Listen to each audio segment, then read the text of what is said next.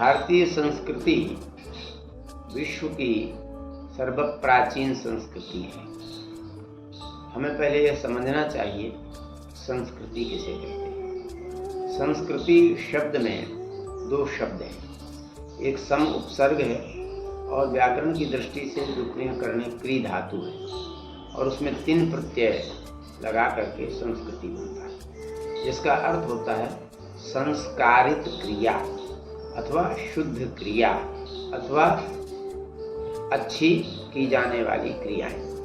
तो संस्कृति जो होती है वो व्यक्ति के प्रत्येक समाज में, प्रत्येक संगठन में, प्रत्येक देश में, प्रत्येक कालखंड में संस्कृति बनती रहती है। संस्कृति कोई एक दिवस या एक दिन या किसी समय विशेष के ऊपर नहीं निर्माण होती है, यह युगों युगांतर तक अनवरत रूप से चलती है। भारतीय संस्कृति पूर्णतया सनातन संस्कृति कही जा सकती है।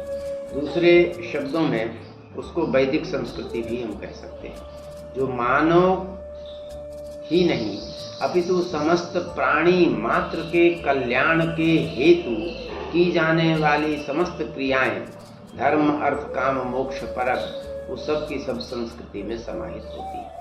संस्कृति में संस्कार भी आते हैं, अर्थात धर्मशास्त्र के जो विषय हैं वो भी संस्कृति कहलाती है।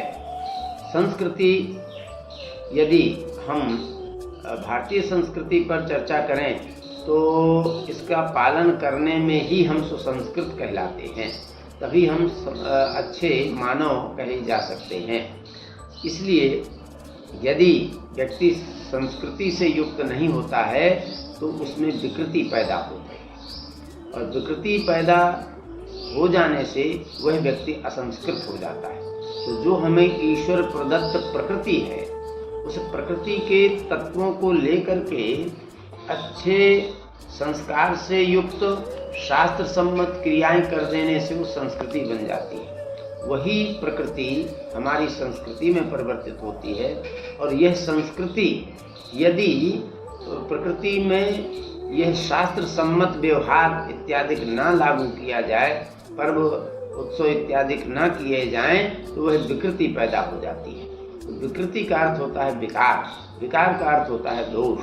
तो किसी भी प्रकार के दोषों से मुक्त जो क्रिया वैदिक सनातन संस्कृति से चली आ रही परंपराएं हैं, चाहे वो खान पान की हो, चाहे पठन पाठन की हो, चाहे आहार व्यवहार की हो, चाहे संस्कारों की हो, चाहे हमारे षोडश संस्कार हों, वो सब के सब शास्त्र सम्मत की जाने वाली क्रियाओं का नाम संस्कृति होता है।